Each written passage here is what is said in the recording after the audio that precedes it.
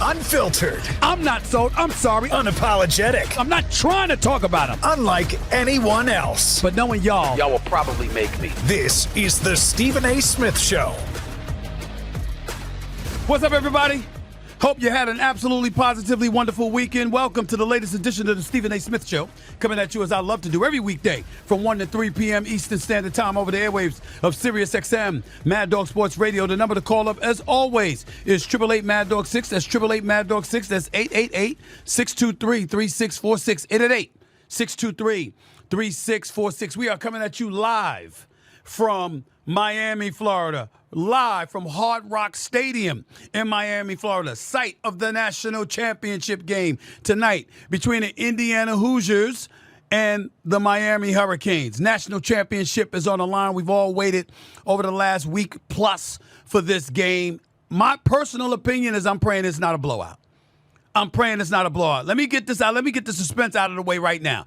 I want Miami to win this game so badly because I think it would be great for college football if they were able to pull it off, because we wouldn't be talking about the SEC or, in this case, the Big Ten, because Michigan and Ohio State won the last two national championships respectively, and if Indiana were to win it tonight, it would be the Big Ten being the elite conference in college football, and we'd be talking about Indiana, and we'd be talking about the Big Ten until the cows came home. I want Miami to win because I think that it will evolve the discussion about college football. It will have us talking about college football collectively as a more extensive arm rather than just the Big Ten itself. And obviously, it will bring us back to the days when Miami was dominant, when they won a national championship in 2001, when they won 5 national championships between the mid-'80s and, of course, 2001 with coaches like Dennis Erickson and Jimmy Johnson and Schnellenberger, and all of this stuff. All of these guys, and Coker, of course. We'd be talking about a more extensive part about college football as opposed to one or two conferences. That's just my personal opinion. But I got to admit to you, I'm not picking Miami as much as I want them to win. I find myself praying for a competitive matchup because let me tell you something right now. If you are the Miami Hurricanes, you should be very concerned that you're not going to get your ass kicked. You should be very concerned that it could be a blowout because what I saw Indiana do to Alabama, what I saw Indiana do to Oregon, I mean, Alabama just waved the white flag. They just gave up because they got beat down that badly. You are Oregon, Dan Lanning, and what we raved about with their program to come out and just get destroyed. You know, you're down by 21 points before somebody had a chance to pass gas. It was that bad. When you look at that and then you look at Miami, thriller versus Ole Miss, okay? Shut down Texas A&M. We get all of that, but still in all, we saw 10 penalties for 74 yards. We saw a team that's capable of beating itself. We know they've got an experienced quarterback that has been in moments like this, playing at Georgia before he transferred to Miami. We know what Carson Beck can do when he's high. We also know that you can force him to make mistakes from time to time. Miami can't afford any tonight. And your defensive line, led by Baines and Massador, that had 7.5 sacks and 9 tackles for a loss in the first 2 playoff games, okay, can't go like they did last game against Ole Miss when they didn't register a sack nor a tackle. That cannot happen against Indiana. It cannot happen. So if you want a game tonight, if you want a thriller tonight, if you want something other than a lopsided affair, I think that Miami has to bring its A game. They bring their A game, they can beat Indiana.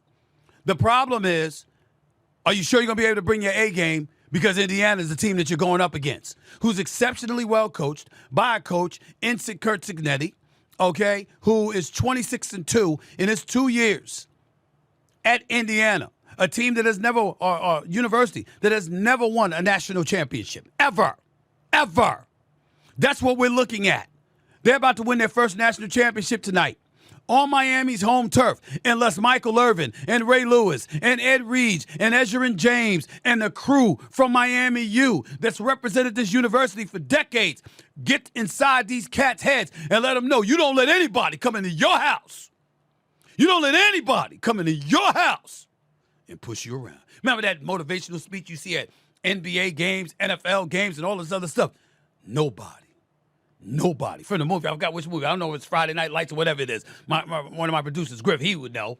Whichever movie this was. Was it Friday Night Lights or something like that? I don't remember. He said, nobody comes into our house and pushes us around. That's what you got to, that's the message that has to be sent tonight. We're at Hard Rock Stadium. This is where Miami plays its home games. This ain't just the home of the Dolphins, the irrelevant portion of football around these parts. This is about the Miami Hurricanes, okay? I know people who are professionals, grown men in their 50s and 60s crying like babies just because Miami made it to the national championship game. That's how ecstatic they are. You got to find a way to make some noise and to do what you got to do. In order for this national championship game tonight on ESPN, movie Rudy, by the way, it's Rudy. Nobody comes into our house and pushes us around. That's what that's what tonight's message got to be.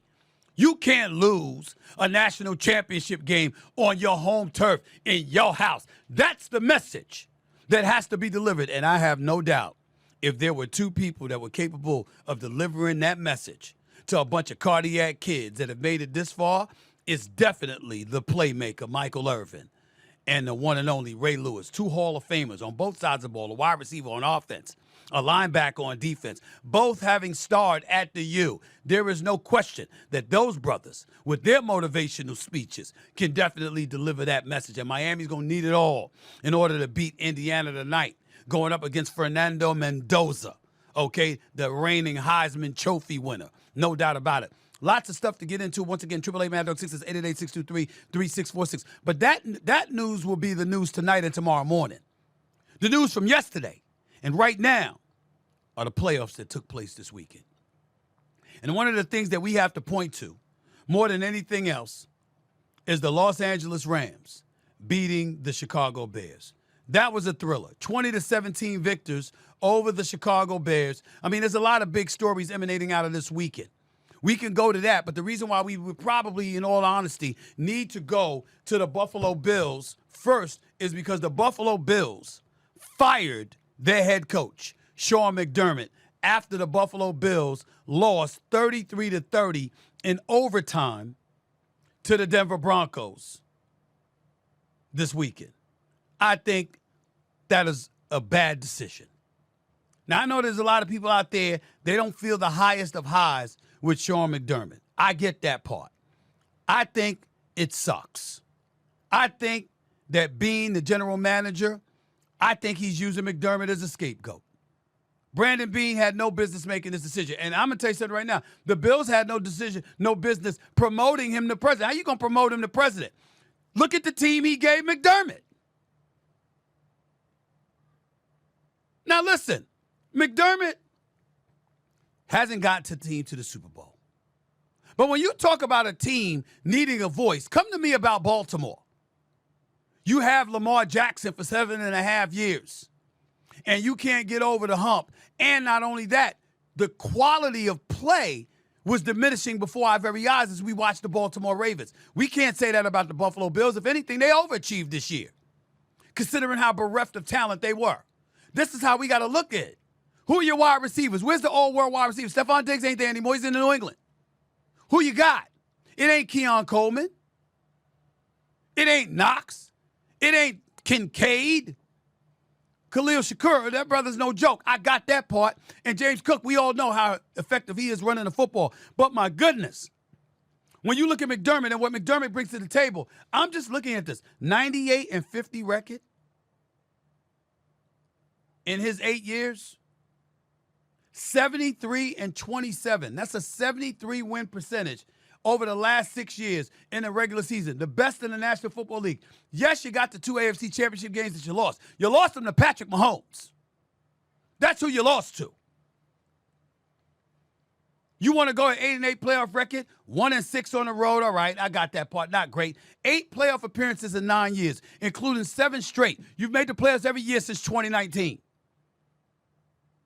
7 straight double-digit win seasons. 5 AFC East titles. And Josh Allen was in position to win. You missed Knox wide open over the middle. You fumbled before the first. You got a turnover before the first half. I love Josh Allen. He's a superstar. I think right now the best in the game at the quarterback position. But it wasn't his shining moment over the weekend. What am I missing? What am I missing? I don't get this. Saturday afternoon in Denver against the number 1 seed. A team that registered 68 sacks on the season, 4 shy of the all-time record. Goes up against you on their home turf and was lucky, escaped with their damn lives winning this game. And Sean McDermott pays the price. Now, if you're the Buffalo Bills ownership and you said both of them need to go, I get it. I'm not saying, I want to be very, very clear in case Brandon Beane is listening. I'm not saying that he should have been fired. I'm saying McDermott stays with him or both of them go based on the job performance. Because as far as I'm concerned this year, McDermott did a better job than him. How come you didn't go out and get Jalen Waddle before the trading deadline? According to the reports, the Bills were willing to offer the Dolphins a 2027 first-round pick for the services of Jalen Waddle, the speedster out of Miami, the place for Miami Dolphins. What happened? That dude, you couldn't get him because Beane didn't want to give up a first-round pick in 2026. Well, what's the difference? How come you didn't want to give up a 2026 first-round pick, but you were willing to give up a 2027 first-round pick? Why would you leave Josh Allen out there hanging like that? He's one of the best players in the world. Now, be clear, Josh Allen ain't looking at it from that standpoint. He's pointing the finger at himself. He's looking at himself and saying he could have done better. Actually, he's saying he let the team down. You don't believe me? Listen to Josh Allen yourself talking about his performance this past Saturday. Extremely difficult. I feel like I let my teammates down tonight. It's been a long season. I hate how it ended, and it's going to stick with me for a long time. Fair enough. I mean, he made some mistakes, uncharacteristic, no doubt about it. And you know folks are going to hold him accountable. But when you know what you don't have, and you combine that with knowing what you can do, you're going to take chances. You're going to take chances, and sometimes that's going to mess with you. And so I get that part. He's still a stud, and you want to see your quarterback care like that. But in the end, I'm saying McDermott should not have paid the price. He's a damn good coach. His record shows it. And if you're Beane, how do you get promoted with the roster that you gave this man? This wasn't, I mean, you've had better rosters than this in the past.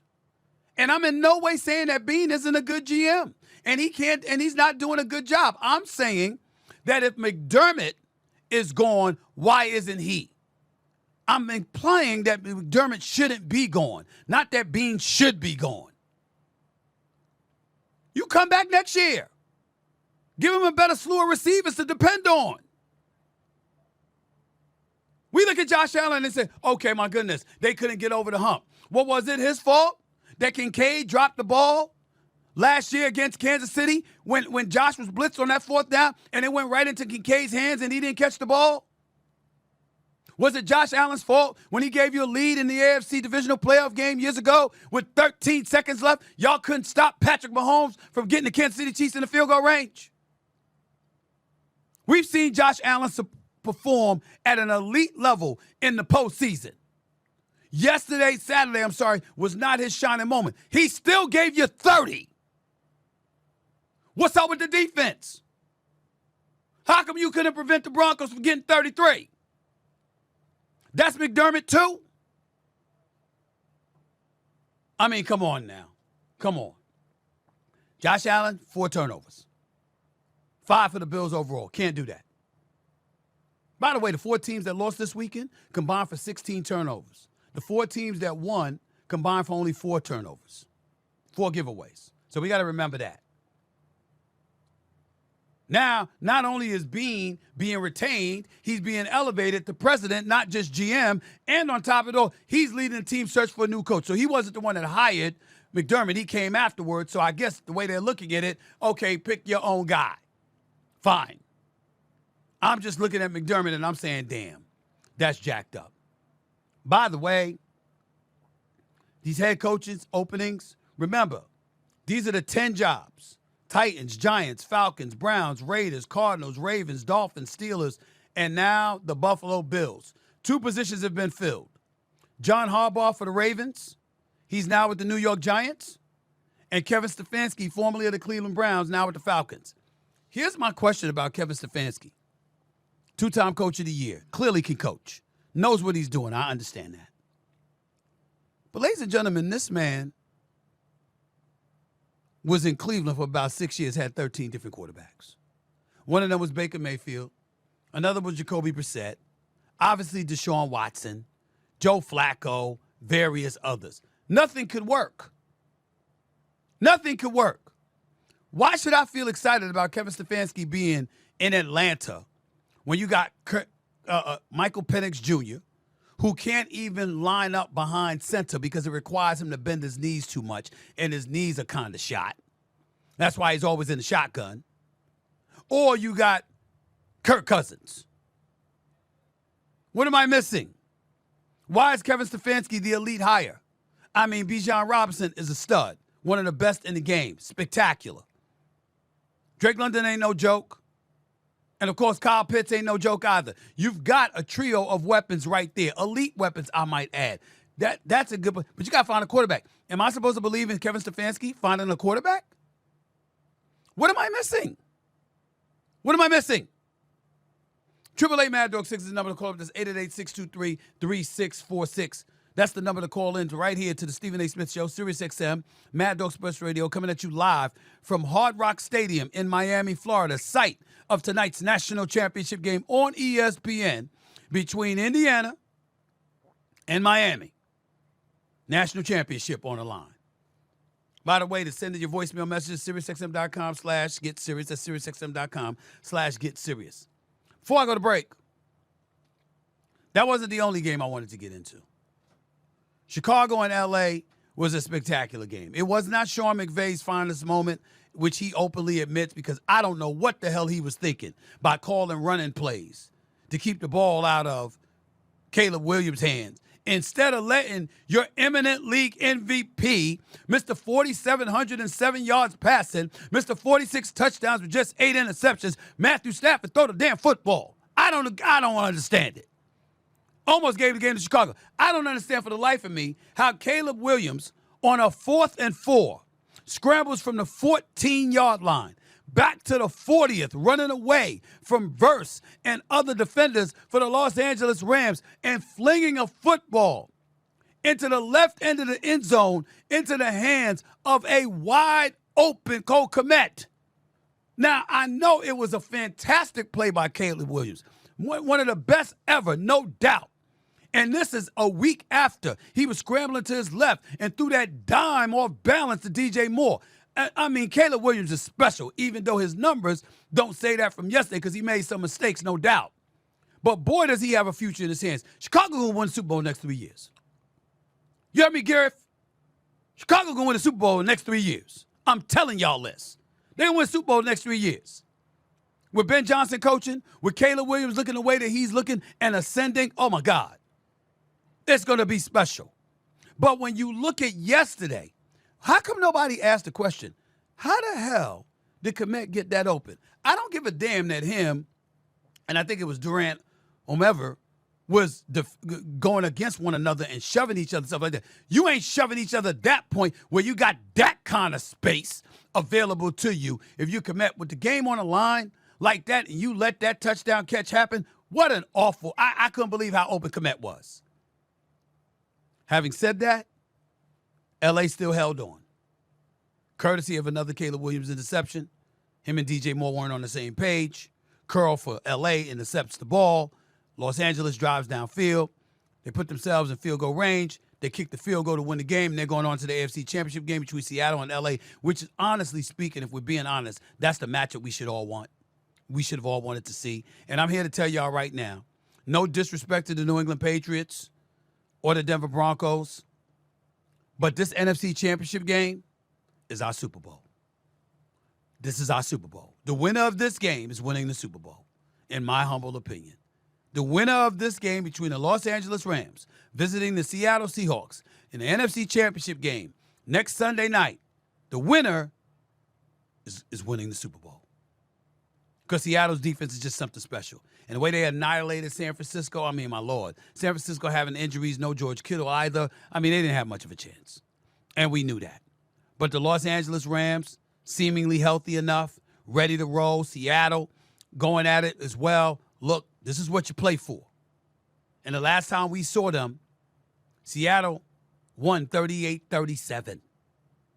They only gave up that many points twice this year. Tampa and L.A. And let me tell you something. When you look at the Los Angeles Rams, 37 points over 580 yards, that's what they did in the last game just weeks ago in Seattle. They're familiar with one another. There ain't going to be any surprises. It's going to be real interesting to see what happens. 888 Mad Dog 6 is the number to call. That's 888-623-3646. Back with your calls and more in a minute. Plus, I'll be getting into what may have been the most awful performance I've ever seen by a quarterback in a postseason game. Stick around. You're listening live to the Stephen A. Smith Show, Sirius XM, Mad Dog Sports Radio. Back with your calls and more in a minute. Think you have what it takes to debate Stephen A? Call the show at 888 Mad Dog 6. Here's Stephen A. Smith. 28 minutes past hour number 1, back here in the Stephen A. Smith Show, Sirius XM, Mad Dog Sports Radio. 888 Mad Dog 6 is always the number to call up. That's 888-623-3646. By the way, ladies and gentlemen, let me tell y'all something. I just read, did a read for the Netflix movie, The Rip. Right? Let me tell y'all something. I watched that bad boy this weekend. That was a damn good movie. Ben Affleck, Matt Damon, usually stuff with them is going to be good. That was a damn good movie. Okay? It ain't just a read I'm doing it. I'm telling y'all, go see the movie. Get on Netflix. Call up the damn movie. Ben Affleck and Matt Damon did their thing. It was a very good movie. I really, really enjoyed it. Matter of fact, I enjoyed it so much, I'm going to go back and watch it later. Maybe not tonight because of the National Championship game. But after that, I'm going to watch it this week again. I'm going to make sure I watch it next weekend again. I'm telling you, it was that good. Y'all got to go check it out. 888 Mad Dog 6 is always the number to call up. That's 888-623-3646. You're listening live to the Stephen A. Smith Show, Sirius XM, Mad Dog Sports Radio. Some breaking news coming in. Seattle Seahawks running back Zach Charbonnet, he's out for the remainder of the playoffs with a torn ACL, per reports. Not good. Especially going up against the Los Angeles Rams. This is not a loss that you was hoping that the Seattle Seahawks would suffer, make no mistake about it. But we all know this really, really comes down to to Sam Darnold. Sam Darnold, his kryptonite is the Los Angeles Rams. 6 turnovers in 2 games. His kryptonite is the Los Angeles Rams. The brother's like 28-4 against the rest of the league over the last 2 years. He's 1-3 against the Rams. 1-3. That's his kryptonite. He should have lost the last game. But I'm here to tell you something right now. Sam Darnold's going to be the key. He's going to be the one that decides whether or not Seattle's going to the Super Bowl or they going home. Because he's going up against Matthew Stafford. He's going to have to answer the call. Because Matthew Stafford and Sean McVay, who's got some making up to do, Sean McVay, that is. Because you got to figure out a way to play better. You got to figure out a way to coach better than that. Sean McVay is an outstanding coach. But even he admitted that was not his finest performance. He knows he could do better. He knows he should have done better. Don't believe me? Listen to Sean McVay. Okay, listen to Sean McVay, head coach for the Los Angeles Rams, talking about what happened with him. A matter of fact, before I get to that, let me just throw out a couple of other things before I get to Sean McVay. Look, the Los Angeles Rams, to me, first half of the season, second half of the season, 2 different Los Angeles Rams teams. You can run the football on them. You can move the ball effectively on them in the second half of the season. First half of the season, you just seem like you could do that against them because they could get to the quarterback. But that's not the case right now. Even though they still pressured Caleb Williams some in a whole bit, and they had some key big stoppages, for Chicago, bottom line is that if that Rams team shows up to play against Seattle, they're losing. They need to be the Rams team that lost 38-37, but plays a little bit better defensively. You got to be able to put points on the board. And Seattle's defense is tops in the game. They are spectacular. But so is Houston's defense.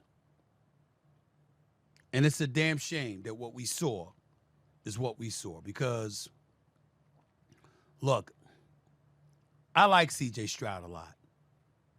He's an incredibly nice kid, bright future, came on the scene as a rookie, put all of us on notice about what he was going to bring to the table. I don't know what the hell has happened to him over the last 2 years. And these playoffs, I really don't know what's happened. C.J. Stroud has committed 7 turnovers in 2 games as the star quarterback for the Houston Texans. 5 interceptions, 5 fumbles, 2 were lost in a single postseason and only spanned 2 games. That's what we're looking at. Stat line against the Patriots, 20 of 47. That's 43%. Just a TD pass. Career high 4 interceptions, all in the first half, 3 sacks. A career worst 28 passer rating. Thrown in the tight windows. On a career high 30% of his attempts. Completing just 2 of those passes for 14. 2 out of those 14 passes. Don't know what the hell was wrong with him. And listen, he'll tell you how bad he was. And nobody would disagree with him because we definitely expected better. He didn't give us better. Listen to C.J. Stroud, quarterback for the Houston Texans, talk about his performance and what happened yesterday in New England. I'm a pretty self-confident person. I think, when they started to pile up, I tried my best to, stay, locked in the spirit and, realizing I just got to be there for my teammates, and they encouraged me a lot through it. So I'm really appreciative of this team and, them doing that because they didn't have to. I look back and I just feel like I let people down. And I'm, not happy with that, and it hurts. And I'm not, naive to it. I didn't play my best this year, but I'm gonna, respond. I'm gonna, keep my chest up, my chin up high, and I'm gonna just keep battling forward. Here's the reality. C.J. Stroud, he was the victim of several drops. Let's get that out the way. Dalton Schultz did leave early with a calf injury. That didn't make things better because he started out the game without Nico Collins, who was out with a concussion. So your primary weapon at wide receiver wasn't available. Dalton Schultz, your tight end, was gone early because of a calf injury. And the receivers that you did have dropped the ball on several occasions, including one that resulted in an interception. With all of that being said, anybody who watches football or knows the spec about football know that C.J. Stroud played horrible. And Damian Woody on ESPN's Get Up this morning said it best when he said he looked beaten. He looked devoid of confidence. He looked like he didn't believe in himself. He just looked like he had no confidence whatsoever. You cannot look like that as a quarterback, ladies and gentlemen. You got to believe. If you out there looking depressed, looking like a lost puppy, how are you going to get anybody else to believe in you?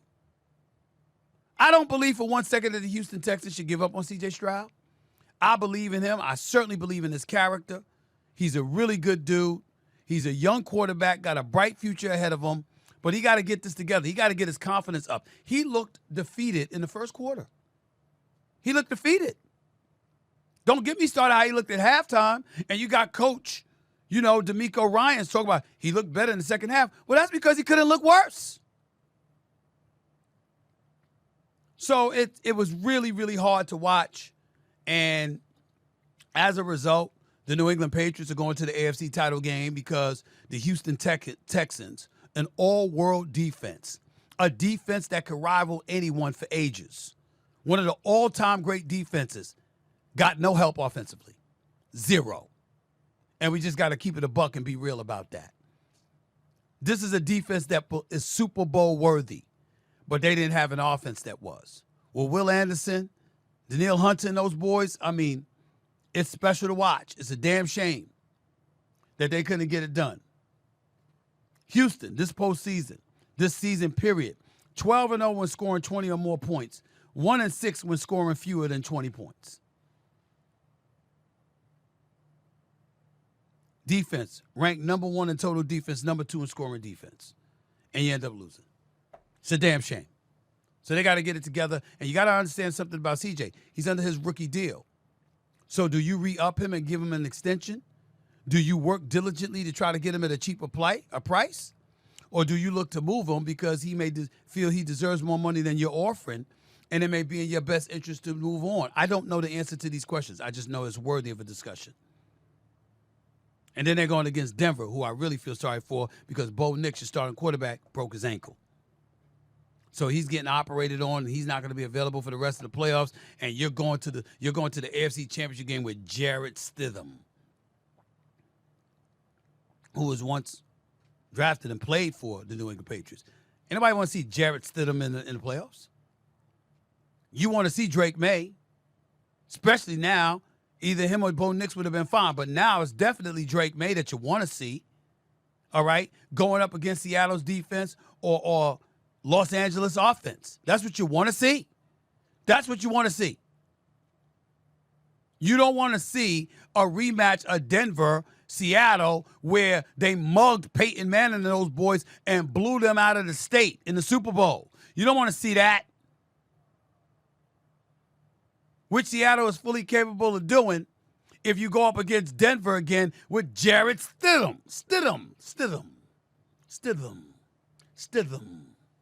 That's what you want. You don't want to see that. You want to see Seattle or L.A. versus Drake May in New England. You want to see Drake May try to be. Could you imagine if Drake May brings a Super Bowl to the New England Patriots? Could you imagine that? All these years you're raving about Tom Brady. Could you imagine if this brother brings a Super Bowl title to New England in just, what's this, his second year? His second year. I mean, that would be amazing. Absolutely amazing. Don't know if it's going to happen, but it would be amazing, no doubt. 888 Mad Dog 6, that's 888-623-3646. You're listening live to the Stephen A. Smith Show, Sirius XM, Mad Dog Sports Radio. Let's go to the phones. Let's go to Ali in Vegas. You're live with Stephen A. What's up, Ali? How are you? Stephen A., thanks for taking my call, bro. Yeah, Thank you know what? I do not want my starting quarterback crying. Now, I know that this happened in the past. For instance, Caleb Williams, he did it in college, but he was a kid, okay? Listen, Josh Allen needs to watch that post-game interview of Caleb Williams last night. That's how I want my quarterback to act. Come out there, man up, Ali, take responsibility. Yes, sir. Time out, Ali. You can't say man up because he clearly manned up. You can't say that. He's owning what happened to him. He's taking the blame. Number two, Caleb Williams is in his second year. Josh Allen has been around for 8 years and has suffered some tremendous losses. Number three, it's different when you lose and when you firmly believe it's your fault. And I think that's what you saw. It's like to have to go to the offseason knowing it's on you because you could have won the game. Knowing how great you are and how great you've been and how your name is mentioned with the all-time greats and how you believe you blew the game, that's different than losing. That's having to live with your mistakes. And I personally don't have any problem with him crying in the aftermath of the game because, listen, I've been covering sports for 30 years. Listen, I saw Magic Johnson blow a championship against Boston. Remember when he had those turnovers in those Game 7s? Tragic against Magic. Boston in the 80s, and he was in the shower, and he was crying, and came out and just had his head down and was fighting back tears because he knew he had blown an NBA championship. It happens to the great ones, bro. It does. Stephen, I give you that. However, let me say this. Josh Allen, to me, is measured by a different stick. In other words, just imagine if Lamar Jackson had that game he had yesterday and came out crying, they would not have been blaming it on the coach. Like I heard one guy say that the coach should not have called that offensive series he called before halftime, blaming the coach instead of Josh Allen for going down there throwing that ball back behind his back. But you're talking about something different now. You're talking about who other people would have blamed. We're talking about a guy that blames himself. We're talking about a guy that knows it's on him. And me, honestly, I love the fact that he cares that much. I love the fact that it matters that much to him. Look, man, I'm from a different age. I'm from a different cloth. I remember years ago when Michael Irvin was on the sidelines crying because the Dallas Cowboys had regressed to irrelevancy. And he was on the sideline crying. And part of the reason he was crying was because he cared and he knew he was surrounded by a bunch of dudes who didn't. And it was killing him. Look, man, when you make these kind of sacrifices that these professional athletes make in order to win, I saw Kobe crying. They had won back-to-back titles. And then the Spurs came into L.A. and annihilated them and took them out. And Kobe was on the bench crying. It matters. The great ones, it matters like that. Michael Jordan had to fight back tears in front of the camera until he got on a bus with his daddy, and he was crying when they lost in the Eastern Conference Finals because before they went to the finals, he was like, how many times we going to suffer through this? When Scottie Pippen had the damn migraine. Remember that? And Michael Jordan like, how many times? And people had to stay away from him because he was crying because he was so upset because he was so hurt. How about Isaiah Thomas losing in the NBA Finals when he had lost because he had messed up his ankle so badly in Game 6, but still dropped 25 in a quarter? And then in the Game 7, he couldn't go. And he knew that because he couldn't go, because his ankle was so jacked up, they had missed a chance to win their crown. And he was crying. I don't fault dudes like that. I applaud them. I want to know, with all of this money, all of this fame, all of this notoriety, all of this acclaim, that you care that damn much. It should never be us caring more than you. You the one making the sacrifices. You the one out there performing. You the one with that burden on your back. And when you go out there and you don't get it done and it kills you and it gnaws away at you to the point where it reduces you to tears, I don't view it as a weakness. I respect it. Because it shows me you care every bit as much as I hoped you cared. And I applaud it. That's me, bro. That's me. 888-MAD-DOG-6 is the number to call. It is 888-623-3646. More of the Stephen A. Smith Show. Sirius XM live from Hard Rock Stadium, site of tonight's National Championship game. Scheduled to air on ESPN in a minute. It's the Stephen A. Smith Show. Don't go away. Back to the Stephen A. Smith Show. In college football, we're previewing tonight's national championship matchup between Miami and Indiana. And in the NFL, the conference championship matchups are set between the Patriots and Broncos and the Rams and the Seahawks. We're talking football right now on NFL Radio Channel 88 and Mad Dog Sports Radio Channel 82. College Sports Radio has college football covered on Channel 84, and Fantasy Football Talk is on Fantasy Sports Radio Channel 87. Or listen on the Sirius XM app. 48 minutes past hour number one, back here on the Stephen A. Smith Show, Sirius XM Mad Dog Sports Radio. 888-MAD-DOG-6 is always the number to call up. That's 888-623-3646. You're listening live to the Stephen A. Smith Show, Sirius XM Mad Dog Sports Radio. The doggy himself, Mad Dog Russo, comes on at the top of the 3 o'clock hour. Missed a couple of days last week, or at least a day or so. You know, got torn up by the hiccups, or whatever the hell it was. You know, he was struggling right now, my man Doggy. You know, the problem with Doggy is that, you know, Doggy, you know, he's a good-looking guy. You know what I'm saying, in his mid-60s, but he tries to walk around like he's in his 40s. No, Doggy, it's over. It's over, bro. I mean, you got to get over it, man. You got to get it, Mad Dog Russo. Just because you can scream and you can yell, even better than me, okay? Just because you can do all of that don't mean you ain't old, my brother. Doesn't mean you ain't old. You understand what I'm saying? The belly's protruding a little bit. You understand? Eating the wrong foods.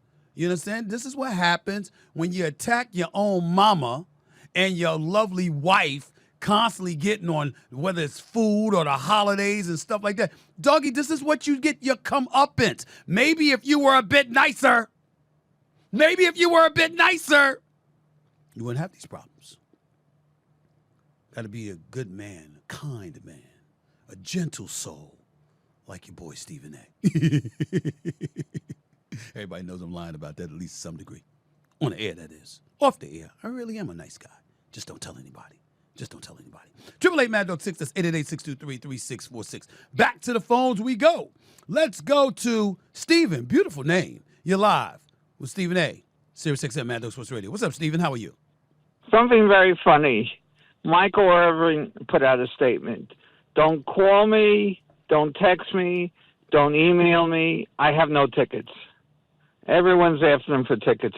I thought that was very funny. Well, I thought that was very funny. What I don't appreciate about Michael Irvin, I'm going to kick his ass when I see him because I'm his boy, and I ain't calling for no damn tickets. You understand what I'm saying? I was calling him to say what's up, and he ignored his boy. So that's a problem. You see, other people harass him, and then everybody suffers. But Michael Irvin's going to be looking for my phone number. I'm going to make sure he can't find me either. But go ahead. Anyway, let's see what happens in the game tonight. Hopefully it's a close game. Mm-hmm. Appreciate the call, Stephen. Thank you so much. Daniel in Virginia, you're live with Stephen A. What's up? Hey, Stephen A. How you doing today? Speak up, my brother, so everybody can hear you. You're on live radio. What's up? How you doing today, Stephen A? I'm all right. I was just calling about the Bills firing McDermott. I agree with you. What the hell are they thinking here? Like, I don't agree with this decision. This roster, Khalil Shakir is his best wide receiver. You want Josh Allen throwing the ball to who? What's going on here? Listen, I disagree with his decision. I don't like it at all. You understand? Listen, and a couple of things. Number one, 2 vacancies have been filled, Giants and the Falcons. 8 openings still remain, so McDermott could probably get another job. So let's get that out the way. But when you look at these firings, the NFL will turn over nearly 1/3 of its head coaches, 10 of the 32 teams this offseason. And according to Pro Football Talk this morning, a current NFL head coach sent an unsolicited text to Pro Football Talk this morning saying, quote, "At this very moment, this is the worst collective of 32 owners in league history." Let me come to the defense of the owners for a second here. A head coach would say that because a head coach wants an inordinate amount of time to build something. Well, damn it don't work that way. Do you give the players an inordinate amount of time to develop? You get rid of them quicker than they can say their damn names. Why shouldn't the same apply to you, at least to some degree? Let's get that out the way right now. NFL is a business. Like in Baltimore, in my personal opinion, you had to get rid of Harbaugh. You had Lamar Jackson for 7.5 years. And even with Lamar Jackson as your head coach, and even despite your inability to get to a Super Bowl, do you know it got to a point where there were empty seats in Baltimore? In Baltimore. Let's put that in its proper perspective. The Orioles don't play until April. There is no NBA team there. You can't have the football team with Lamar Jackson as your star with empty seats in the stadium. That cannot happen. That cannot happen.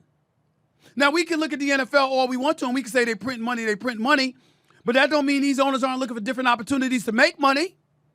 You got a right to do that. I'm sick and tired of people in the United States of America acting like they get to forget this is a capitalistic society. I'm trying to make money. I don't give a damn if you're an owner of an NFL team or the owner of a YouTube channel. You're trying to make money.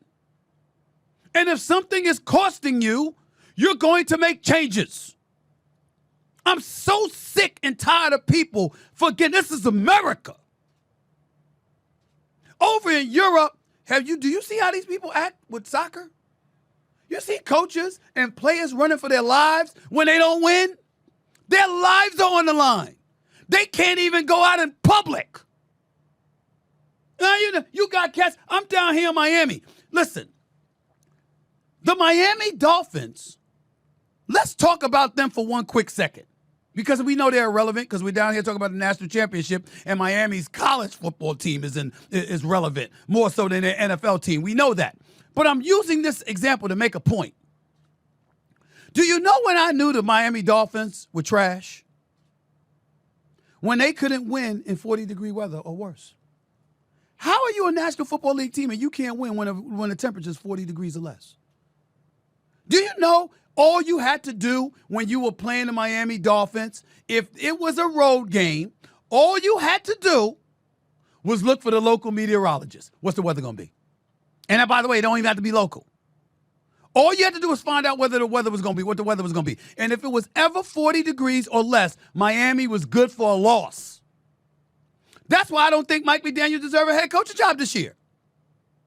You can't get your team to win in inclement weather in the National Football League? What the hell are you doing?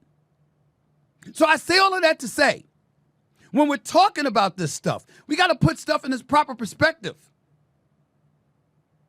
You got to be able to win. You got to be able to produce. You got to stop acting like everything is supposed to be ideal.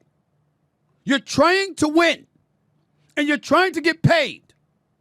I brought up Colin Kaepernick months ago. I'll repeat what I said again years ago.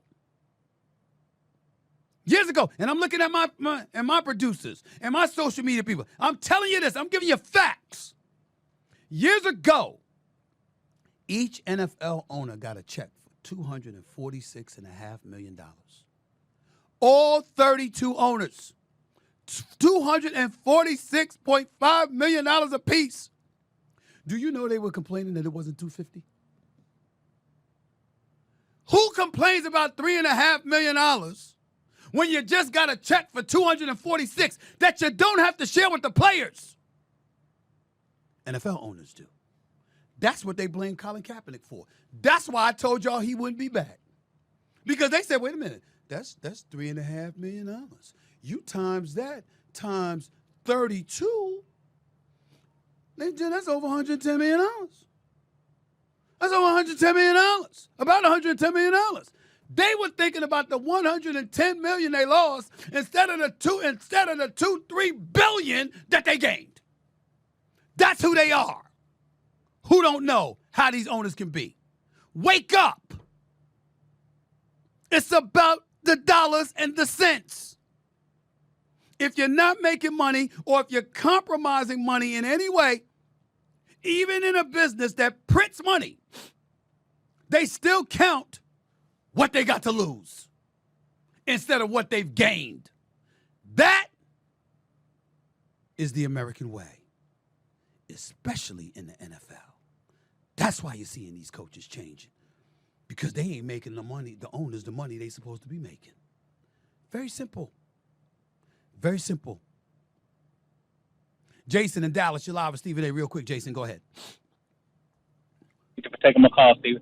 Hey, my quick question is, do you think that the NFL should get new minds as far as coaching instead of always recycling the same coaches? I apologize. I apologize. Hold on, Jason. I apologize. Repeat the question. I was saying, do you think that teams should bring in new coaches as far as with new minds instead of recycling the same coaches? It depends on the program. It depends on the program. I would tell you this.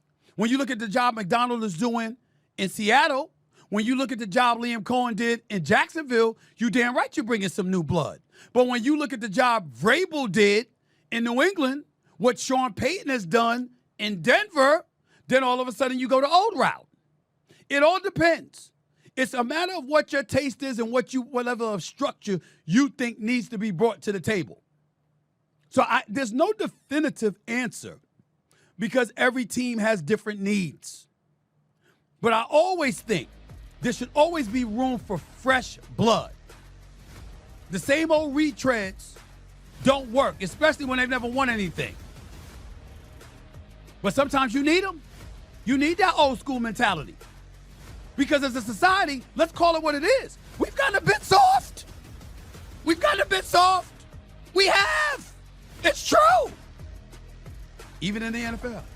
Hour number 2 up next. Don't go away. Unfiltered. I'm not sold. I'm sorry. Unapologetic. I'm not trying to talk about him. Unlike anyone else. But knowing y'all will probably make me. This is the Stephen A. Smith Show. Welcome to hour number 2 of the Stephen A. Smith Show, coming at you as I love to do every weekday from 1 to 3 p.m. Eastern Standard Time over the airways of Sirius XM Mad Dog Sports Radio. Also, the show re-airs from 6 to 8 p.m. every weeknight following Mad Dog Russo show. It re-airs at that particular moment in time, 6 to 8 p.m. So we lead into Mad Dog, and then we come out of Mad Dog with the re-air that's taped and re-aired, of course, from 6 to 8 p.m. 888 Mad Dog 6 is always the number to call up. That's 888-623-3646. You are listening live to the Stephen A. Smith Show, Sirius XM, Mad Dog Sports Radio. We are here at Hard Rock Stadium, site of tonight's national championship game between Indiana and Miami. I started off the show saying this. I'm going to say this again. Cincinnati and Indiana looks formidable. Too formidable to anybody to overcome. Now, when you look at Miami, clearly, it's one of those situations where you're going to have to look at the Miami Hurricanes and say to yourself, they're going to have to bring their A game. What you need to know is that their best player is arguably Malachi Tony. Their standout, running back, wide out. He's all purpose as far as I'm concerned. Hybrid. He just brings it all to the table. Here's the issue. He's 18. Going on 19, if I remember correctly. When you look at Indiana, however, their average age is 23. And the developmental process that Miami is having to endure, Indiana doesn't have to go through because they have the most experienced squad, arguably, in the nation. They got a whole bunch of dudes been around a long time, played a lot of college football. And because of that puts them at a distinct advantage, which explains why they mauled Alabama 38-3 in Pasadena, and then they turned around and just destroyed Dan Lanning's Oregon Ducks 56-22. It was no contest at all. It was never a game. It was a pick six, 11 seconds into the contest. Oregon was so bad, Dante Moore said, I'm going to be the number 2 overall pick in the upcoming NFL draft, and I think I'm going to stay in school. That's how bad the ass kicking was. Made him rethink his future, as well he should have. This is what's going on. And so now you're in one of those situations where you got to look at it and you got to say, does Miami have what it takes to beat Indiana? Yes, they do. They have the talent, no doubt about it. Cristobal can coach. He comes from the Nick Saban tree just like Kurt Cignetti does. But in the end, you look at some of Miami mistakes, the 10 penalties for 74 yards. Can't do that against Indiana. It's a recipe for disaster. Can't do that against Indiana. We got to get that out the way. We got to be honest about it. And we got to say what it is. Can't do that against Indiana. 888 Mad Dog 6 is the number to call up. That's 888-623-3646. You're listening live to the Stephen A. Smith Show, Sirius XM, Mad Dog Sports Radio. To remind you of some other news, Seahawks running back Zach Charbonnet, he's out for the remainder of the playoffs with a torn ACL, per reports. So obviously that's a blow for the Seattle Seahawks. But we all know their success rides on two things. Their stout defense, which is number 1 in the game, and that of Sam Darnold, their quarterback, who's 28-4 against everybody else in the last 2 years, except the Los Angeles Rams, who he's 1-3 against. And it's had 6 turnovers against, or 6 interceptions against in the last 2 games he's played against them. So this is what the situation is. The Rams are Sam Darnold's kryptonite. Are they going to be his kryptonite this weekend? It remains to be seen. And then, of course, there's a situation involving the Buffalo Bills firing their coach, Sean McDermott, which I believe was the wrong decision. Again, I'm not saying that Brandon Beane deserves to be fired, but why the hell is he being elevated after letting the head coach go when he's the one that assembled the roster the coach had to work with? And he's the one that failed to get a guy like Jaden Waddle to come to Buffalo because you wasn't willing to give the Dolphins the compensation it needed and it required in order to put your star quarterback, Josh Allen, in a better position to win. That's on Brandon Beane. So he gets, not only does he fire McDermott and keeps his job as the GM, but he gets elevated. How the hell that happened? Now, to be fair, Beane is the guy, once he first got the job, who moved up in the draft and got Josh Allen at number 7 overall years ago. So we got to remember that. But when you look at a guy like Sean McDermott that's won 73% of his games, the most in the NFL over the last 6 years, who's gone to 2 AFC championship games, lost both games to Patrick Mahomes, been in the playoffs every single year over the last 7 years, won 5 AFC titles. When you look at that, you have people wondering whether or not Mike Tomlin should keep his job or whatever. Respectfully, hadn't won a playoff game since 2016. And I love me some Mike Tomlin. How the hell am I going to sit up there and defend Mike Tomlin, potentially staying on board, even though I understand Steeler Nation wanting to go in a different direction, but we don't stand up and defend Sean McDermott? What's up, Bills Mafia? What's up with that? I guess it falls right in line with how you want to be, right? So you whacked your coach. That's what you want me to say? You proud of that? Because I don't think Sean McDermott deserved to lose his job. I'm not standing alone. Daquan Jones, Shaq Lawson, Teron Johnson, all posted their messages of support on social media for Sean McDermott, but especially Jordan Phillips. Jordan Phillips spoke out more than anybody. Jordan Phillips, quote, excuse my language, this shit here is so stupid, honestly, sickening. The best coach I've ever been around. That's what he said upon learning about the firing of McDermott. Here's what I said on my day job first take this morning on ESPN. I brought up the name Josh Allen for this reason. Josh Allen is a superstar for this team. I cannot imagine being, even though he's not the one that hired McDermott, he came after. I can't imagine him making this decision without the support of Josh Allen. Now, somebody like my boy Cam Newton will tell you Josh Allen hasn't achieved enough to require his support in order to make a move like this. I disagree. I think that Josh Allen is an absolute stud. I think he might be the best in the game. I know it wasn't the greatest performance Saturday, but he still had you tied at 30 at the end of regulation going into overtime. Bills could have easily won this game. I'm just of the mindset. This brother Denver's a top 5 defense. Denver led the league in sacks, had 68 sacks for the season, 4 shy of the all-time record by the Chicago Bears of 1984. You got a defensive player of the year in Patrick Surtain that shuts off half the damn field. And Josh Allen still with Keon Coleman, with Khalil Shakur, with Knox and Dalton Kincaid. With them, the man found a way to put up 30. I don't get it. I don't understand. That's me. That's where I'm coming from with it. And I think Brandon Beane's got some explaining to do personally, but maybe he doesn't because Bills Mafia is so starving for something, and they should be. When you lose 4 straight Super Bowls, and that's been on your resume all of these decades, it's kind of hard to shred all that. I get it. I understand it. But Sean McDermott being gone, I don't understand that. I just don't. That's just me. It really, really is.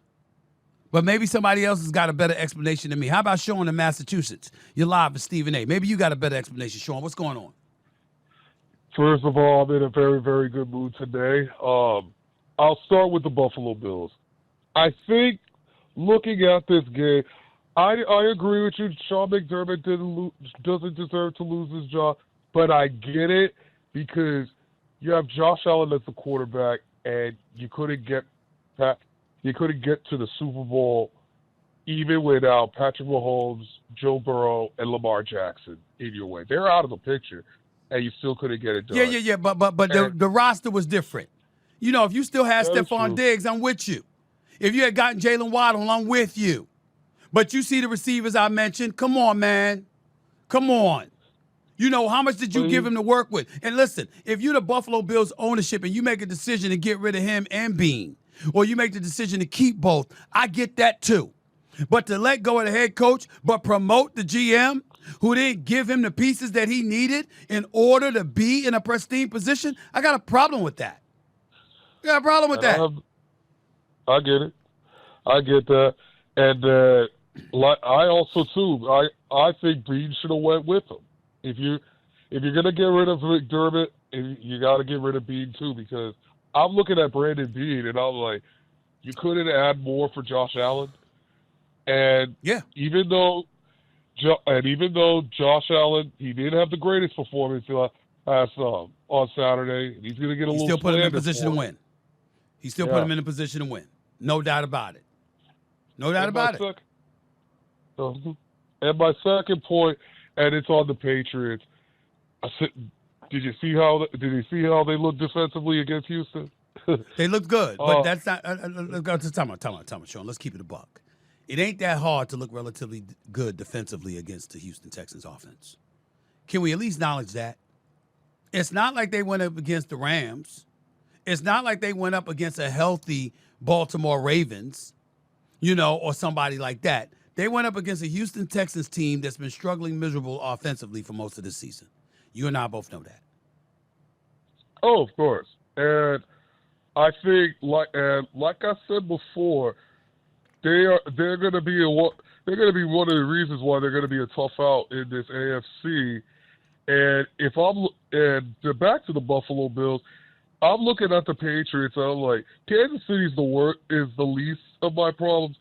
New England, you now have to catch, because they could go to the Super Bowl this year, and you had supremacy in the AFC East all those years and have nothing to show for it. I got you. I appreciate the call. Thank you so much. Here's the deal. New England should go to the Super Bowl. Could you imagine you're this close to the Super Bowl and what derails you is Jarrett Stidham? Jarrett Stidham. Could you imagine if Drake May and Stephon Diggs and the crew, and you can't go to a Super Bowl because Jarrett Stidham stopped you? Oh, my Lord. I mean, that would be a very, very bad loss for the New England Patriots. I tell you right now, it's an opportunity of a lifetime. Vrabel, his second year, I think it was his second year in Tennessee when he took them to the AFC Championship game. And this is his second go-round at that. He's got a chance here. You can't let Jarrett Stidham stop you. I don't give a damn if the game is in Denver. I could care less. Bo Nix is out. And, Nick Foles can send all the supportive tweets he wants to, because as a backup, he delivered a championship for the Philadelphia Eagles. I got it, but I don't care. You cannot lose. If you're the New England Patriots, there is no reason why you shouldn't be in Super Bowl 60. I'm telling you that right now. You'll never forgive yourself as a New England Patriot if Jarrett Stidham prevented you from going to the Super Bowl. I'm telling you that right now. Boston will be sick to its stomach. I'm letting you know. Bobby in Houston, you're live with Stephen A. What's up, Bobby? Hey, good afternoon, Stephen A. I got a quick question for you, something that's been on my mind for quite some time now. I want to get your thoughts and opinion on the NBA ownership situation. My question to you is, a lot of the NBA players or former NBA players who are rich or have money, how come these individuals don't get together collectively and start their own alternate NBA league so that we can start creating more billionaire black-owned? Bobby. Yeah. Yes, sir. You're a black man, correct? Correct. You know how much that question you just asked pissed me off? Why you say that? Because you and I both know the answer to the question. Can you stick together? Togetherness is an issue. Coming together collectively and being mission-minded in terms of certain things is not something that we've done enough of. And we all lament it.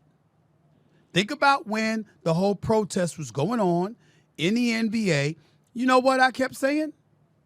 Rather than locking arms and just taking a knee, whether it's in the aftermath of the George Floyd murder or of other things, why don't you pool your resources together and have your own lobbyists go up on Capitol Hill in an attempt to influence these politicians? Because the other lobbyists do it. Exactly. Collectively, you have your own money, and the National Football League and the NBA would have supported you. Did they do that? No, they didn't. Did they listen to you? Because I know you well enough to know. I don't even recall speaking to you before. And I know your personality just by this call well enough to know you was probably bloviating about how they should have done that when those protests was going on. Did they do it? Absolutely. No, they didn't, because I felt like it was bigger than just holding hands. Exactly. So my point to you is, a whole bunch, and it's not just our community, it's a lot of other folks as well. But what I'm saying is I'm just talking about us as a people. For the purposes of that discussion, and I'm not going to belabor it because I got a national championship game to get back to and NFL playoff games to get back to. But to answer your question directly, you've got the support of the NBA. You've got the support of the National Football League. You've got their muscle behind you along with your collective muscle as athletes. You could have pooled your resources together and made major, major, major noise. We didn't necessarily do that. Because it's always good for pomp and circumstance and just appearances. But when it's time to get your hands dirty and really dig in, you got a lot of cats that don't want to do that, which is something that I lamented. But keep in mind, me bringing that up, I'll get accused of selling out because I'm speaking facts. So I don't feel like dealing with that today, Bobby. But I appreciate the call, and you can call back anytime to discuss that, just not today. Let's go to Bronco Bob in Texas. You're live with Stephen A. What's up, Bronco Bob? Steve, how you doing, man? You doing all right? I'm great. I'm good. I'm in Miami at the National Championship game. And it's a little brisk. And it's a little brisk out here, but you know what it ain't? It ain't snowing in the 30s like it is in New York, so I'm good. All right. Listen, I got a couple of bones to pick with you if you don't mind, sir. All right, just do it quick. Go ahead. Okay, real quick. So Sean McDermott, yes, he deserves to be fired. Let me tell you why. Sometimes it's about the actual, messaging. You can go to Dundee when he got fired from Tampa, and then the other guy from Raiders wins the Super Bowl, and then John Gruden. Yeah, so John Gruden. So sometimes it's the messaging. And I'll give you some examples. You remember that guy, well, you saw it last night, but the guy who got the 15-yard penalty because he got calls for the pass interference on the last play of the game? Okay. On Mims? Okay, he was definitely guilty, right? I mean, it was pass interference. He was beat by 4 or 5 yards. Yeah, it was really, really, really close. But it was pass interference because what he did was he pulled on the arm and brought the arm down before the ball arrived. So it was a legitimate pass interference call. Right. Usually not a call they would make throughout the game. Usually something they'd let you get away with in that moment, but it cost them, no doubt. That was pretty wide open, man. I don't think you let anybody get that. Was too wide open. I think 2 flags got thrown in that call. But anyway, so he lost his mind, threw his helmet down at the ref. And so you talk about the messaging. I believe that Sean Payton's team players don't do that. You don't do anything that's going to cost your team No. You talking about when he took off his helmet and slammed it to the turf? Yes, sir. All right, let me tell you why that happened. Let me tell you why that doesn't matter in this particular situation. Stay with me, Bronco Bob. I'm going to tell you why that doesn't matter. Because that play put Denver in field goal range in overtime. And that's what they were looking for. It was right there, like the 10-yard line. I forget which yard they were on, but it was right there. In other words, nothing else mattered. It was the game. That's why he could take his helmet off. If there was still time left to go, etc., that would have been different. That was the game. All Denver was looking for was to be in field goal range. And that secured it was going to be a chip shot. That's why he threw his helmet down like that, because he knew that's the situation the referee put him in, even though, again, he put himself in it because it was a legitimate pass interference call. He's like, in that plan, his whole point is it's close enough to let it go. Let them beat us. Don't you play a role in giving them the game. That's what you see a player doing in a situation like that. And I don't mean to cut you off, man, but I don't have much time. The last point, do we finally can, in fact, Bo Nix finally get rid of this mystique that he just can't win? I mean, he unbeat I don't believe he had that mystique. I don't believe he had that mystique. Last year, he's a rookie. He took them to the playoffs, and they lost to the Buffalo Bills 31-7. This year, they get the number 1 seed. And we all know that Bo Nix can ball. So I don't think he had this mystique that he can't win. But the point is that even if he did have it, last game ain't going to resolve that. You got an AFC Championship game to host with the New England Patriots. Unfortunately, he's not going to be on the field because of the broken ankle.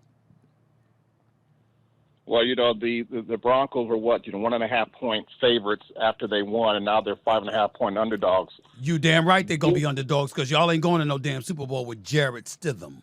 It ain't happening. Okay.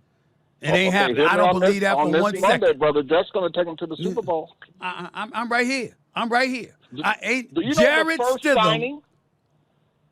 I had Denver. You know the first signing of the Broncos of Sean Payton was Jeff Stidham, his very first signing? Hold on. In what language would you like me to say I don't give a damn? I don't care. Bronco Bob, let me tell you something right now. Jarrett Stidham is not taking the Broncos to the Super Bowl. I had you going to the Super Bowl if it was going up against New England with Bo Nix.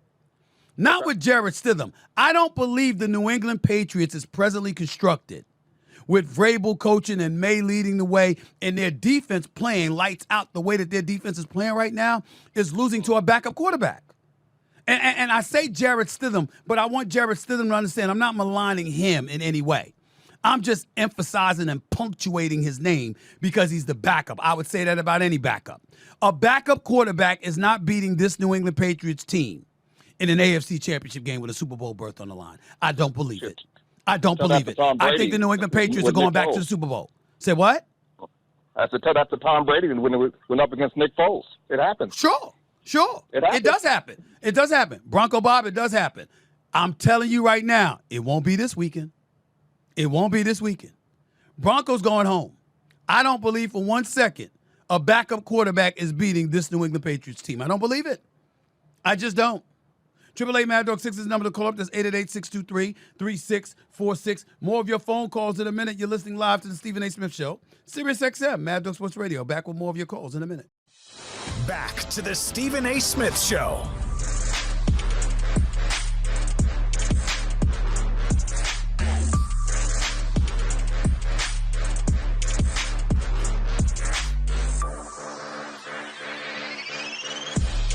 $29 minutes past hour number 2, back here on the Stephen A. Smith Show, Sirius XM, Mad Dog Sports Radio. Before I get back to the phone calls, let me just give you some stats. Everybody says Bronco Bob wants to call up here bragging about Denver's defense, acting like it's destiny that they're going to the damn Super Bowl. The Bills' offense, my producer, Griff, that's Khalil Shakur, right? That's Keon Coleman, right? That's what was it? Knox and Kincaid, Cook, of course. We can't forget Cook, right? This Bills offense that's good but not great. First opponent with at least 30 points and 400 yards of offense against the Broncos, number 2 ranked defense this season. 10 for 15 on third downs. That was 67%. 449 yards of offense, 183 rushing. Scored 3 touchdowns in 5 red zone trips. Time of possession, Buffalo 41 minutes, Denver 29 minutes and 15 seconds. Bronco Bob, I know you heard that. Sleep on that, bro, before you call me back later on this week. Jarrett Stidham, the backup quarterback for the Denver Broncos. I just can't see it. I wish him nothing against him. I'm just saying his name to emphasize that he's the backup for the Denver Broncos. Anybody else that was the backup for the Denver Broncos, I would point the same thing out about them. Nothing against Jarrett Stidham. But Jarrett Stidham, if the New England Patriots let him prevent them from going to a Super Bowl, they won't be able to live it down in Boston. I'm telling you what I know. Stidham. Is that right? Stidham? I'd like to say Stidham because it's spelled Stidham. But it's Stidham. My producer reminded me of Stidham. Jarrett Stidham. Okay. We'll see. 888 Mad Dog 6. Let's go to Jim in Pittsburgh. You're live with Stephen A. What's up, Jim? How are you, man? I'm all right. I'm about to make some stew for dinner tonight. So Stew? Yeah. Is that what you like to eat while watching football? No, just on a Monday. You know, I'm off today. Yeah, you just gotta have it right. You gotta have the right food for a football game, bro. You just do. But we can talk about that at another time. What's going on? What's on your mind? Now, I have a couple of points. First of all, Sean McDermott didn't lose that game because they lost. The referees got him fired. And I think all these referees should be fired because if you notice, the Brooks catch and Jamal Adams catch were 2 identical plays. One should have been a catch. Actually, they were both a catch, correct? But according to referees, one of them was an interception. So Adams' catch should have been an interception too. How is that even possible? And I think these referees. Let me start. Jim, let me ask you a question. I got a couple of personal questions for you. Okay. How old are you, sir? How am I? Yeah. How old are you, sir? Oh, I'm 59. Okay. How long have you been watching football? Since the Immaculate Deception, around there as a Raider. What was your answer? Since the Immaculate Deception as a Raider. Yes, Immaculate 1972. That's the first play I ever saw, which is why I became a Steelers fan, by the way. We have that in common. My question to you is this. Tell me a time you've watched a football game and there wasn't something to complain about with the officiating. Tell me once. One time. You got a point. We all complain about the officials. You can't call up here and say the officials got Sean McDermott fired. Come on, man. You better than that, Jim. You know better. The play. The guy's knee is down. I mean, that's one of the worst calls since. It was a horrible call, no doubt about it. But the point is, you can't say a play got the man fired when the man won 73% of his games, which was an NFL high over the last 6 regular seasons. Can't do that. They should have had that a catch, and next play kick a field goal, and Buffalo's going to the next round, and McDermott still has his job. Okay. But the legitimate argument could be made that Bean is like Piscotti in Baltimore. When they asked him if Loop had made the field goal against the Pittsburgh Steelers and Baltimore would have won the AFC North crown and been in the playoffs, would that have changed your decision? And Piscotti said, yeah, for about a week. Then how is Adams not an exception? Say what? Why is Adams' catch not an interception? It's the same exact play. Again, it's some bad calls. But what I'm saying to you is that the GM clearly wanted them gone. And I don't understand for the life of me how the GM gets promoted and keeps his job and McDermott is gone. I don't get it. But I appreciate the call, Jim. Thank you so much. Let's go to Eugene in Nashville. You're live with Stephen A. What's up, Eugene? How are you? I'm all good, brother. Happy MLK to you. How you doing? Yes, sir. Yes, sir. Happy MLK, no doubt. It's birthday Friday, absolutely. Go ahead, man. Nah, man, they Broncos ain't doing nothing. It's over with. They might as well pack it up. Pack it up. I think so. Pack it up. I think so. It's gonna be New England, and it's gonna be the Rams. You know what I'm saying? That's what we got. Listen, I think the Rams can beat Seattle, but Seattle can beat them too. That defense is real. But hey, that Sam defense Donald. is real. And let's call it a buck. Eugene, I think the NFC Championship game is the Super Bowl. I think whoever wins that wins the Super Bowl. No argument. That's what I believe. Stevie Wonder could see that one. I don't know about that because New England could beat them. New England could beat anybody. Yeah, but you know, man, Matt Stafford and McVay, they on a roll and they got that chemistry. You know what I mean? They Variable and Drake. Don't say McVay. Don't say McVay. A matter of fact, because McVay could have called the better game and he didn't. Matter of fact, Sean, for my man Eugene, play this sound of Sean McVay talking about his coaching performance yesterday afternoon. Listen to this, Eugene.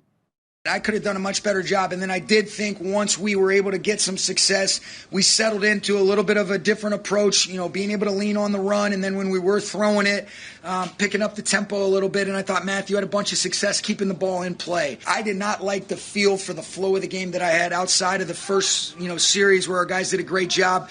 Defensively, it kept us in it in spite of how, poor of a job I did for our group. But like I said, I'm really grateful for this group being able to find a way, stick with it, and be able to overcome some bad coaching by me tonight. There you have it, Eugene. He can't afford to do that. He can't afford to do that against Seattle.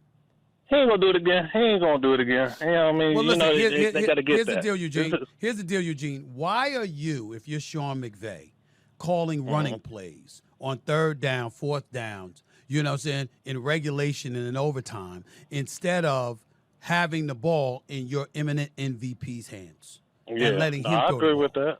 I agree you got with to that, let him throw. You got to go down swinging with your guy. For sure. You got to do that. Sure. He got to. But you just got to do that. Hey, but he gonna be ready though. They gonna be ready. Okay. You know they gonna be ready because this is Stafford's last limb. You know what I mean? This is it for him.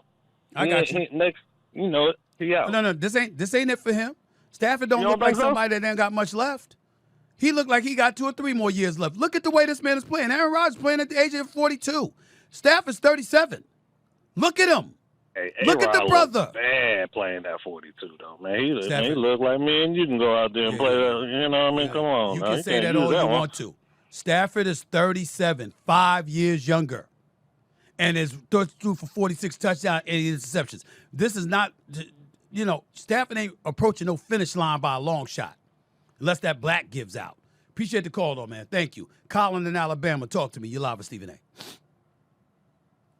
Stephen A. Man, I had to call, and I think the play of the game in the Patriots-Houston game, that Keyshawn Boutte catch, man, Derek Stingley's that was phenomenal. Him. That was phenomenal. And Stingley was all over him. That was great defense. That was just a spectacular catch, plain and simple. Yes. May put it where he had to. Hey, if that ball's underthrown even by a little bit, that's an interception. Because I'm telling you, man, watch it again. It's a master class on how to cover by Stingley. And, hey, it's LSU on LSU violence, Stephen A. I got you. I appreciate the call, Colin. Thank you. Let's go to Douglas in Indy. You're live with Stephen A. What's up, Douglas? How are you? Hey, what's happening, Stephen A. Man? Happy Martin Luther King Day to you too. Hey, Absolutely. Hey, Stephen A, Same to you. I gotta. Hey, man, much respect to you, man. But I'm a little heated, man.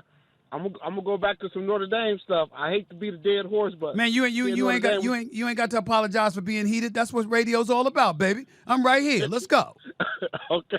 We got 4 horses to beat, so I'm gonna beat one of them other ones. But hey, man, with the college football playoffs and my issue, it wasn't with Miami Notre Dame. It was with the Alabama, And as we see, Alabama was not the choice to be in the college playoffs. Mm-hmm. And then the reason why we're so hot down here in South Bend, Indiana, is because we looked at our team limp into the playoffs last year. As you know, we had a lot of All-Americans, a lot of them on the offensive line. We had the All-American cornerback. Yep. He was out, and we still made a move in the playoffs. So with this team being healthy this year, all the energy we had building up, and that's why we are so upset about being left out of the college football playoffs, and there's some decisions that have been made post the leaving us out, and some people try to call Freeman and the boys cowards. Hold on. Let's keep it a buck. Let's have a conversation real quick, Douglas. Alabama and how they performed against Indiana was embarrassing. They got their asses kicked. They waved the white flag. Fine. Notre Dame, where nobody looked at Notre Dame and didn't believe Notre Dame was one of the best 12 teams in the nation. We knew that from a talent perspective and their record having run off 10 straight after an 0-2 start, opening the season with a loss against Miami, losing the second game 41-40 to Texas A&M, we knew from that point forward they won 10 games, right? We knew that Notre Dame deserved to be in the playoffs. We are at that part. The point is because of the way things are constructed, you got the group of 5. And so whether it's a Tulane or a James Madison, of course Notre Dame deserved to be in the playoffs ahead of them. But you did it to yourself. And let me tell you why. Because you are a part of the ACC, right? And so what happens is that during COVID, when they gave you, some assistance because you didn't have a conference, they gave you a conference. You did that for 1 year and then said, the other 23 sports, we fine being associated with the ACC, but we're going to keep football to ourselves. You're saying being greedy and all of that other stuff. You didn't have a conference, nor a conference commissioner representing you because you wanted to keep the bag for yourself with the NBC contract and all of that. Well, lo and behold, it's a debate between you and Miami, and the commissioner for the ACC speaks up on behalf of Miami, who obviously has made him look very, very good because they're playing for the national championship game tonight. Notre Dame was competing against, you say Alabama? Alabama had beaten Georgia on the road in Athens weeks earlier before that ACC championship game in Atlanta. What was Notre Dame doing while Alabama was getting their ass kicked against Georgia because they weren't that healthy and all of that? Y'all were at home sitting on y'all couch because y'all didn't have a conference championship game because y'all didn't want to be a part of a conference. You want to be rewarded. You got a weak schedule. You didn't have big-time wins over those last 10 games. And on top of it all, you didn't have a conference championship game to participate in. You did it to yourself. Anybody feeling sorry for Notre Dame? Hey, man, it's funny how people say we had a weak conference. I mean, a weak schedule. But you know how many years ahead of time, Stephen A., their schedules come out, man. That's not the point. I'm not blaming them. I'm not blaming them. I'm not blaming them for the actual schedule. I'm just speaking the reality into existence of exactly what happened. So you want to call up here and whine about Notre Dame not being in the playoffs when Miami's in the national championship game, who, by the way, beat y'all to open the season. You knew the game was going to be important. Should have won the game. I love Marcus Freeman. He's one of my favorite coaches. But the bottom line is, you knew what was going to happen. Then let's look at this guy. Let me remind people of who Notre Dame beat. While you on the phone, Douglas, since you calling from South Bend, which I understand and respect because I don't know how much there is to do in South Bend other than love Notre Dame. But that's neither here nor there. Let's look at this, all right? Right here before your very eyes. You listening, Doug? You listening, Douglas? I'm here, man. These are your 10 victories. Purdue, Arkansas, Boise State, and North Carolina State. Hold on. No, don't interrupt me. Don't interrupt me. I'm reading the victories. Purdue, Arkansas, Boise State, North Carolina State, USC was ranked 20th, Boston College, Navy, Pittsburgh, which was ranked 23rd, Syracuse, who you dropped 70 on, and Stanford. I mean, we got to just stop the presses, Douglas. We got to write home about those victories. I mean, what awesome victories that y'all were able to record. I mean, are you kidding me? You kidding me? You know, you did it to yourself. Join a damn conference. Stop ducking. Do you know, Douglas, did you hear my interview with the head coach for Ohio State, Ryan Day? Yeah, weeks ago? Yeah. Yes, I did. Do you remember when Ryan Day said they would welcome Notre Dame to the Big Ten? Okay, you know what? That was my last. That was one of my last points. I got two more to make. First of all, let's deal with that one because you got that one on the table. Okay, look, you remember why during the history of Notre Dame, the reason why Notre Dame was not in the conference is because when they were trying to be in the conference, they were this little Catholic institution that nobody wanted in their conference. So we had to form this independence. That's a long time ago, Douglas. I mean, how old are you, bruh? Don't bring that up. I mean, I think Jimmy Carter was president when that stuff you bringing up right now. You got to be kidding me. Don't bring that nonsense to me. And by the way, Douglas, let me ask you this question. Have you no shame? None? You're calling me up here today to whine about Notre Dame on the I'm talking about with the national championship game just hours away? You calling about Notre Dame? Have you no shame? None? I was just going to say, our little brothers of Indiana going to take care of business tonight. Oh, my God. Okay? So at least you said that. At least you said that. I mean, you're in the damn state. And you talked about Notre Dame, and just as an aside, we just gonna happen to mention the number one ranked team in the nation that's playing for the national championship game tonight. That's on the verge of winning their first national championship in school's history. That's an aside. We really want to talk about Notre Dame. You should be ashamed of yourself, brother. Goodbye, Douglas. I want you to go ahead and lick your wounds, okay? Because don't try to give Indiana some love now, because we all know where your heart lies. It's with Notre Dame. That Indiana should have been your first point. Your first point. But you didn't do it because you're hoodwinked by Notre Dame. You want allure, you want the acclaim, you want all of it, join a damn conference. The Big Ten, Ryan Day and the crew said they'd love to have you in there. They'd love to have you in there. Join a damn conference, okay? And stop sitting home on your ass while everybody else is participating in conference championship games. Maybe you'd have been in the postseason. It's that simple. I don't want to hear that nonsense. Miss me with that, even though I do love Marcus Freeman. I really do love that guy. He's a great coach. 888 Mad Dog 6, that's 888-623-3646. Your calls to close out the show in a minute. You're listening live with Stephen A., Sirius XM, Mad Dog Sports Radio. Back to the Stephen A. Smith Show on Mad Dog Sports Radio. Here's Stephen A. Smith.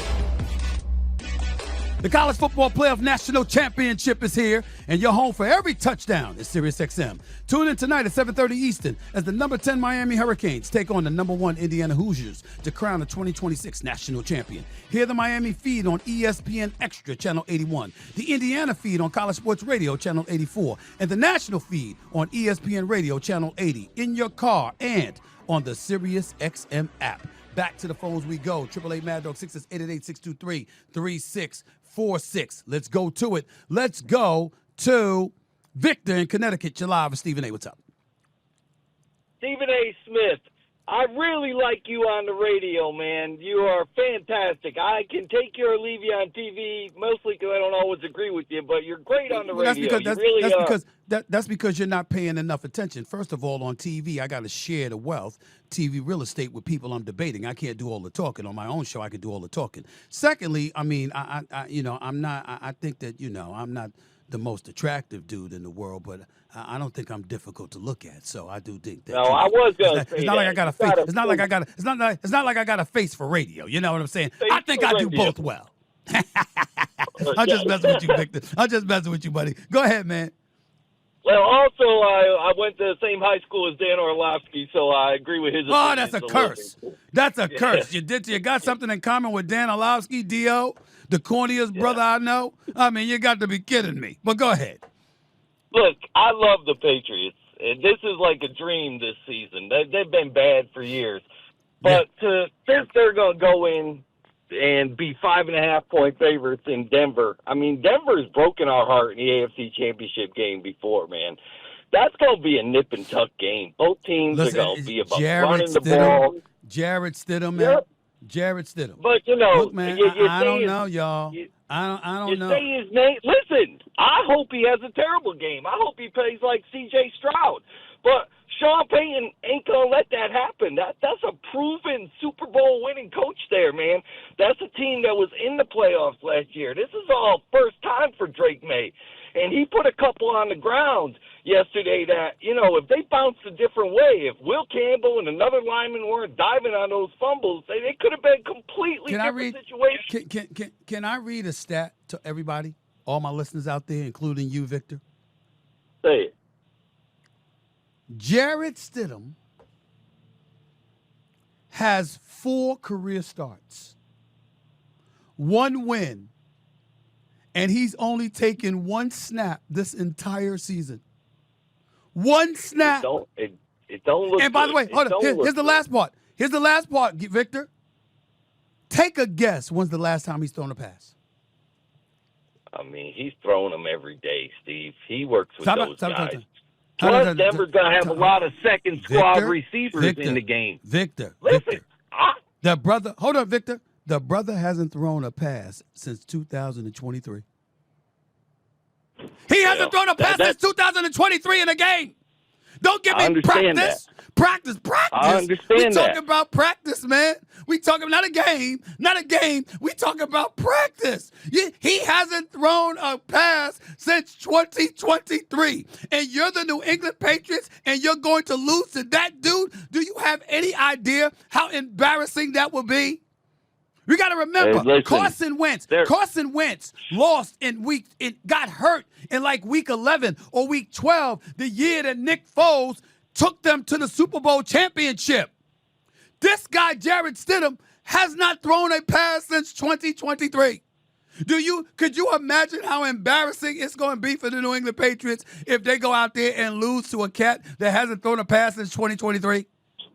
It would be embarrassing, but the Patriots are 8-0 on the road, man, and that's not an easy thing to do. And sooner or later, altitude and crowds and all that stuff. I'm just saying, it's going to be a field goal game, man. Victor, I'm not interested in listening to you anymore. Goodbye.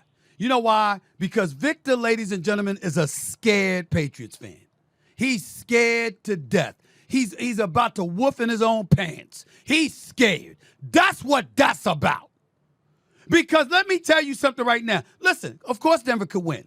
Exceptionally well coached, weapons all around them in the running game, in the passing game, and a defense that is elite. I got it. But Jarrett Stidham has not thrown a pass since 2023. And you're the New England Patriots, and you lose to that dude? You have any idea how embarrassing that will be? I don't want to hear it. I don't need callers that's scared of their own damn shadow. Miss me with that. Corey in Queens, you're live with Stephen A. Real quick, Corey, go ahead. Hey, Stephen A. First time, long time. Thank you. You only got a minute. Go ahead.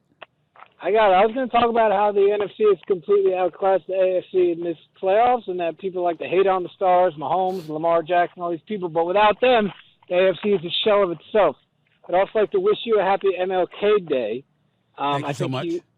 I do believe this man was one of the great patriots in our nation, and for every single person in our nation.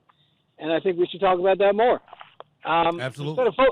Instead of focusing on the AFC, NFC, the coaches thing. I have one question for you. I think McDermott should have went, but do you think DeMeco Ryan's decision, I don't know if we talked about this already, to not put in Davis Mills was a fireable offense? No, it was not a fireable offense. Let's not be ridiculous and talk about DeMeco Ryans getting fired with the job that he's done in Houston as his head coach. No way in hell we should be talking about that. But I will say this. I love me some C.J. Stroud. I think he's a wonderful kid, and I do believe he'll overcome his doldrums and he'll have a bright future. He looked like he had no confidence yesterday. They got to fix that. The lack of development, as Troy Aikman alluded to in calling the game, Joe Buck was doing play-by-play. Obviously, Troy Aikman was the color, and he accurately pointed out how C.J. Stroud's lack of development is flagrant, and they got to do something about it. But I will tell you, C.J. was so bad yesterday, I did think that DeMeco Ryan should have brought David Mills into the game. I will admit that. That's how bad CJ was, with no confidence. It's just the truth. Got to get on out of here. National championship game tonight. I've got Indiana, but I'm hoping it's a thriller. I'm praying it's a thriller. I do not want to see a blowout. Indiana Hoosiers win national title. See y'all tomorrow. Till then, peace and love.